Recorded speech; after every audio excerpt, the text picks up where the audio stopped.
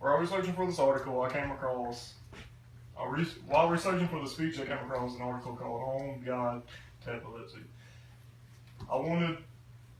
It was published in 2000 by David A. Goldwater and David R. Harchwitz. I wanted to talk about epilepsy today because one of my good friends was diagnosed with it a few years ago. In this speech, I would like to talk about what epilepsy and seizures are, the diagnosis for epilepsy, and the treatment for it. So, first of all, epilepsy is the reoccurring seizures.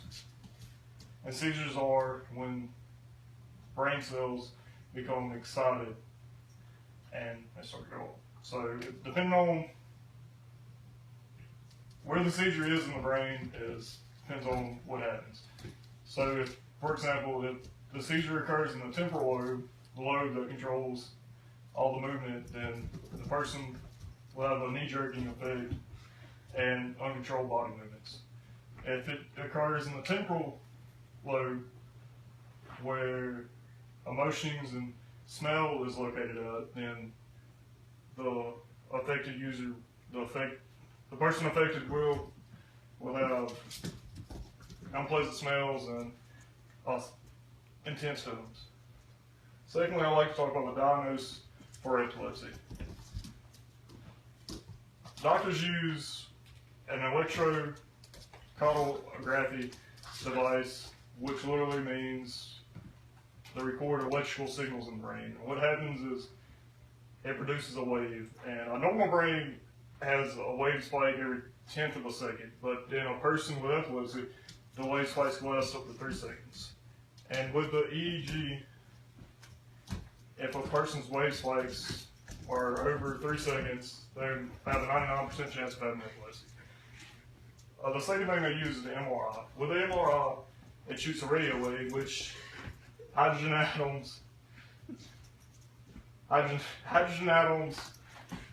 move because of this radio wave, and then they go back down. This gives them a 3D picture of the brain to pinpoint what affected area. I think this is important because doctors do need to know where exactly where the excitatory brains are. And also, I'd like to talk about the treatment for epilepsy. The most recent family drug used for epilepsy is called Phenerval. With Phenerval, it does stop the seizures, but it has to be taken 3 to 4 times daily to ensure it's in the blood. There's a list of side effects that include skin rashes and blood disorders. So I think it's important that we have different kind of medicine to treat epilepsy.